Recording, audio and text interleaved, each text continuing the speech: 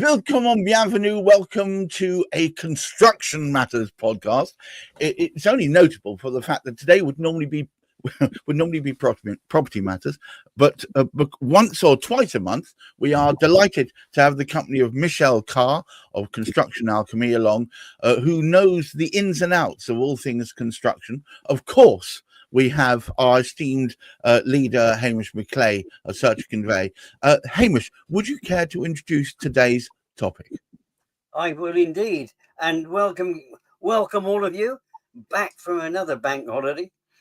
We've got to put up with another 2 weeks of 5 days in a week before we get the next one. What 5 days in a week, Hamish? Oh, yes. I don't know if we can cope with all of this.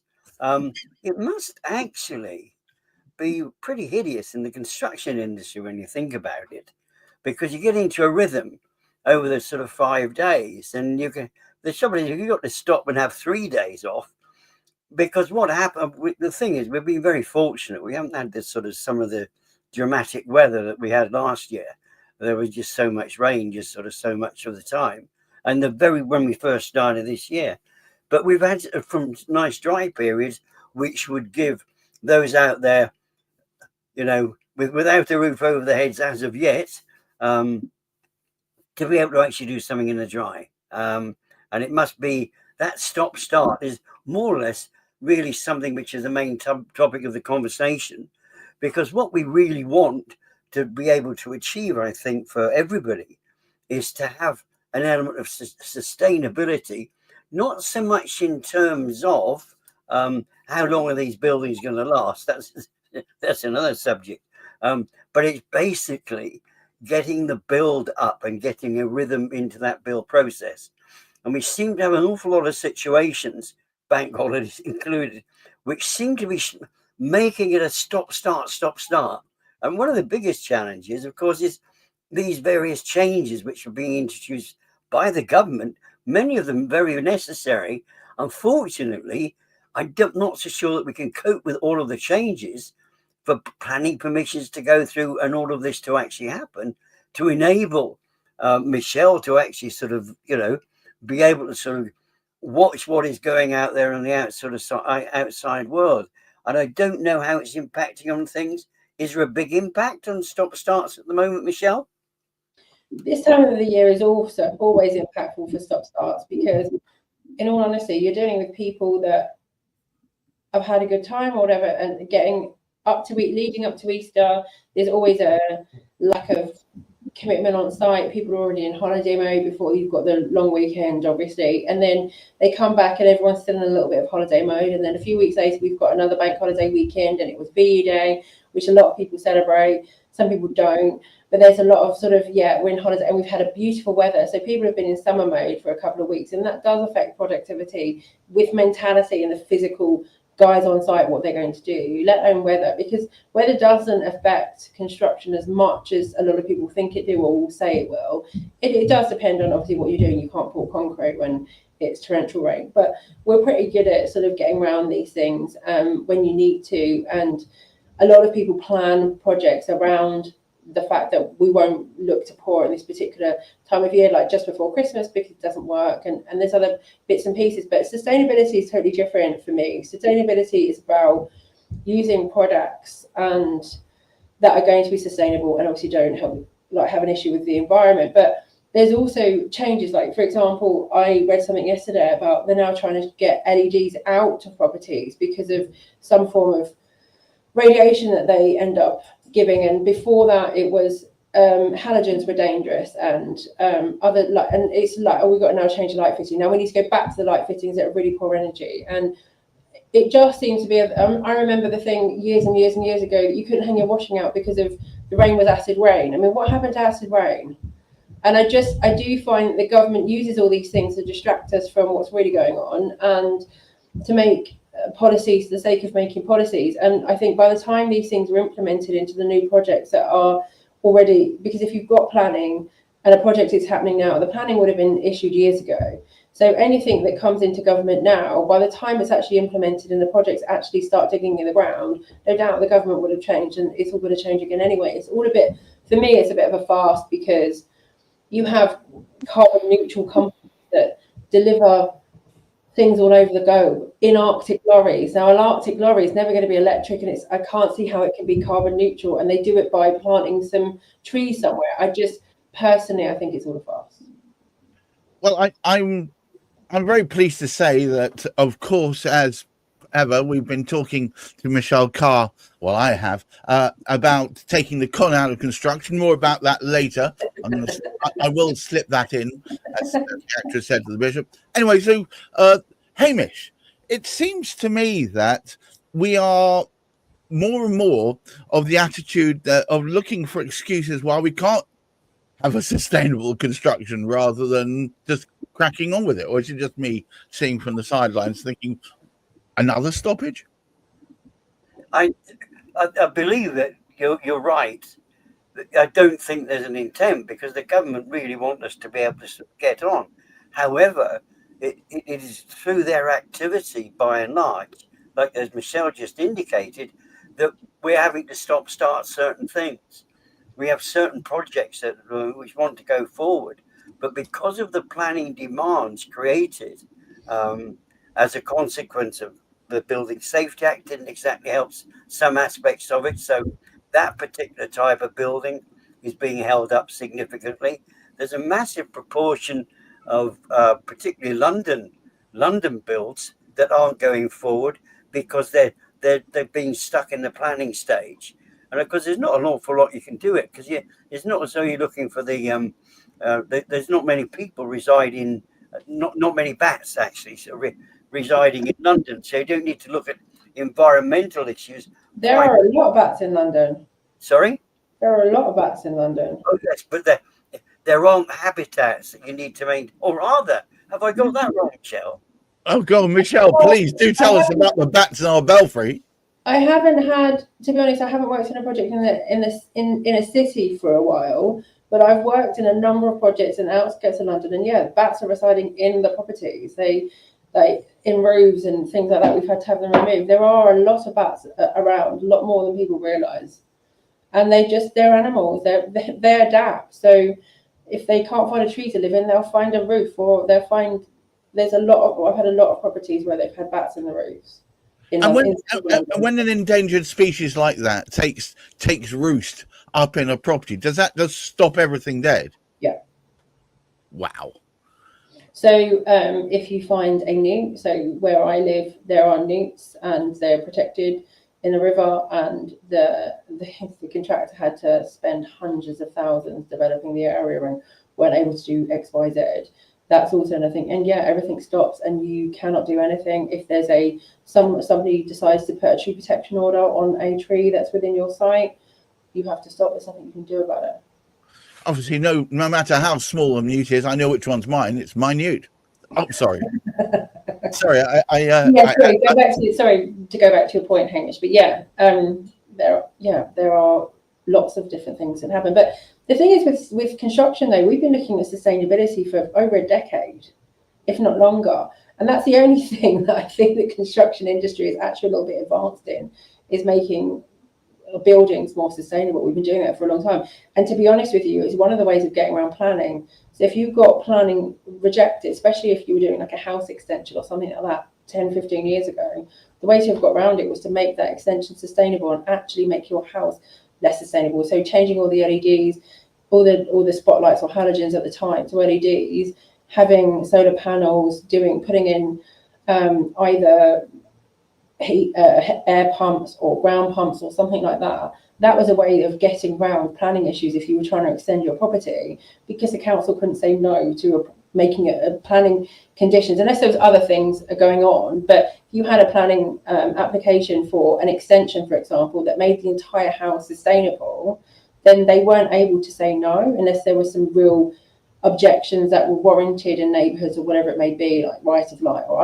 other things that are available. But sustainability has been a way to get planning through over the last probably 15 years. So I'm not sure what the big fuss is at the moment, and I'm not sure what the changes are going to be, but sustainability has been an issue for planning for a very long time. That's why before we had different codes. So you had code 2, 3, 4, 5. Most houses that I've built were code 4. My house that I live in now was a code 3. I'd never known a code 3 before, and it was an absolute pain in the backside because they make it so eco-friendly that either you can't get heat in, if the heat gets in, you can't get it out.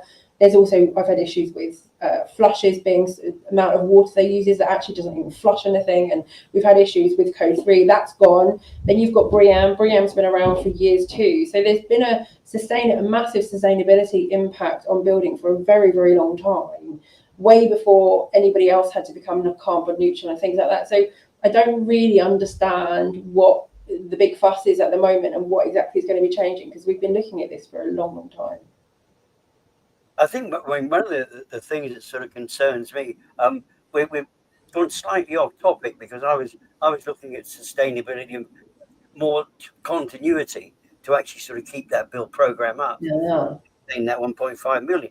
But of course, this is a very, very important aspect as well, and may in itself become something which is quite relevant, because here we speak of, and it's definitely going to be a topic of conversation, we're speaking of solar panels. And how, I don't know quite how they propose sort of working this out, but one of the aspects of when we look towards it, and when projects are being started from start to finish, they do take quite a considerable period of time to actually sort of get acted upon and actually sort of get working fully through. Because if you want to start building something, you put your planning in now, and if it's quite a big, extensive sort of build, nothing's going to happen. You're not going to get on the ground for at least 2 or 3 years. Now, of course, that is taking us much, much closer to 2027. So planning you're putting together now is fine, but if you're building, you've got to take into effect the fact that you're going to have to put solar panels on roofs. Now, that's going to put a significant demand on a particular sort of material which we don't manufacture to any great extent in the UK. So there's going to be shortages of that, surely. And then, of course, the worrying thing about that is somebody part the way through the lifetime, because they don't last forever. Somebody who buys that property is going to be responsible for replacing them. And what you do with it, so the sustainability there, with it seems like a great idea. We might be sort of we might be saving something by putting solar panels on, but it's not helping the environment any ultimately. So what do we do about solar panels? Does anything come into yet, or do you not need to worry about those as of yet, Michelle? Well, solar panels I've got them in my house. The problem with solar panels is not everybody understands them. I don't think we've correctly got the infrastructure, and unless you've got the batteries, etc., then they're not really. A lot of people will put solar panels, a lot of new builds will have solar panels on them to tick a box. But actually, I've got solar panels, but unless you've got batteries in order to use the solar panels effectively, and it's very difficult, especially in the UK, to be able to have your house sustainable on solar panels only. So there are other things you need to do. So everyone thinks, oh, we tick a box, we put solar panels in. But actually, for me, in my experience of having solar panels, the only person that's benefited is the grid, because they get all of the electricity back, and I don't have any way of storing it. So I only use it when I can use it. So if I'm using my washing machine and the sun's shining, then I'll use my washing machine for nothing. If not, the grid get it. So and the interesting thing is they don't even pay you much for putting it back to the grid anyway. No, they don't. I mean, they'll charge you 36p or whatever, and I think we get paid back something like 3p or something ridiculous. I don't know. It's so ridiculous. I haven't even partaken in it. But to go back to the sustainability of the construction industry, you have one of the frustrating things about the construction industry and the government is they will bring something in. Like when I was studying for my degree, there was loads of people doing a HND because these home buyers reports were going to be compulsory. The government brought in, in order to sell a house, you're going to have a home buyers report. It's compulsory, and you're going to have all these things, and it had to be carried out by a qualified person. They then scrapped that halfway through our degree. So all these people were completing a HND for that sole purpose. And then they're like, now what are we going to do? So some of them left, other of them changed, and they did either architecture, building survey, quantity surveying, whatever it may be, because the government changed something halfway through. The thing is with construction, it takes years. Everything takes years. So by the time they've changed it, and so a lot of people don't pay much attention. But there is a lot of people in this country that rely on the construction industry. And I think some of them have been put off by what went on with COVID. Some people are being put off because a lot of companies, I've said many, many times, are going bust. There's other things that people need to be involved in, jumping hoops, and now changing the way that I think the biggest thing for construction industry is the fact that they're going to expect subcontractors, self-employed people, one-man bands, etc., to become making tax digital, and they're going to have to do tax returns every quarter as of 2026. That is what's going to kill the construction industry. Nothing else that the government does. That, in my opinion, is the most dangerous thing for the industry, because the people just aren't going to do it, or not want to do it, or they'll be, I don't really know what's going to happen. And I know I keep mentioning it to my husband, and it's just going in one ear and out the other. And I know I'll end up doing it, or whatever it may be. I've got a method of how we're going to get over that.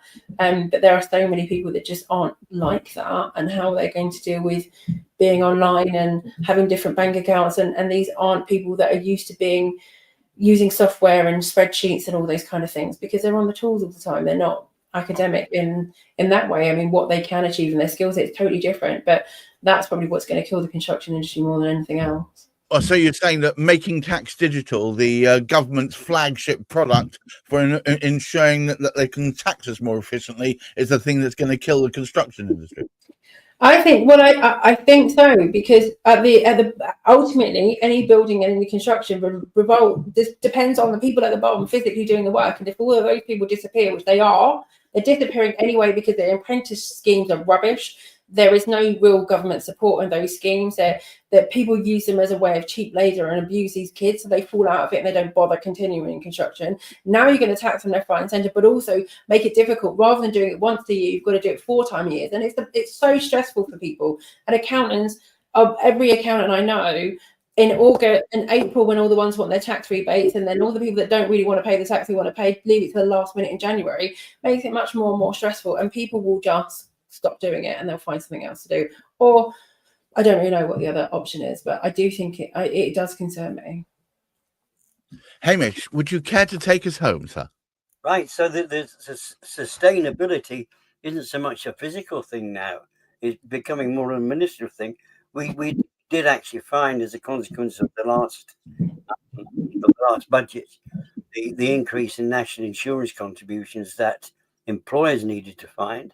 That's pushed them away from taking actual staff on who, if you like, instead of being self-employed, could have ended up working for somebody. They aren't doing that now. So there are so many people I have spoken to that were going to increase staff, and to a certain extent actually was something we were going to do too. But the on cost actually defeats the object of it happening. So what we've got is too much administrative stuff going on in the background, which is actually restricting people in May, whether it happens to be the administration within planning. But it does strike me that it's not just that. Fundamentally, there's so many little, it's sort of hard to sort of say. It's a bit like the potholes in a way. Potholes develop in the roads and they don't actually fix those properly. And somehow or other, vehicle traffic has to negotiate around that. There are potholes being put into place to actually sort of make it difficult for people to actually get on and really contribute to the construction industry, which they're very, very capable of doing. It's not the absence of ability in some respects, although, as Michelle says, we are not attracting the right number of apprentices in. That was really something very important when I moved into engineering. It was a great thing, but they need to be treated the right way. And unfortunately, it isn't the case any longer. So sadly, we've got to smooth out some of these potholes, or bumps, I should say. I think it's more bumps than potholes. Mind you, it's dead easy to sort of slip into them, isn't it? Well, interesting enough, who thought that the conversation to do with the construction industry would end up with talking about road maintenance? But maybe some of those people that are falling out of the construction industry because they're frankly too depressed about it could go and fix some of those bloody potholes. But anyway, moving along the bus. Thank you so much, Michelle Carr, and of course Hamish McClay. Forgive me, Hamish. I just want to cheekily promote Taking the Con Out of Construction, a podcast that will really give you a lift if you're wondering how to get on the ladder of flipping properties, or even just if you're dipping your toes into the construction field. I would recommend reading about it. And by the way, yes, it is true. Contracts are Michelle's favorite topic. Anyway, moving along. I haven't mentioned it today, though, have I? No, not yet. I did it for you. But watch out, there'll be a new one coming out this week. Hamish McClay, thank you so much for putting this together.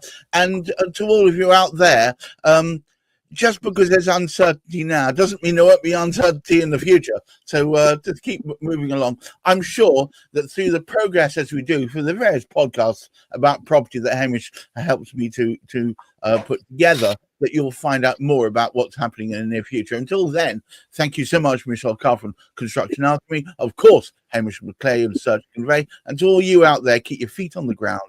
Keep reaching for the stars. Who knows, you might catch the moon. And look after that mental health. Bye-bye now.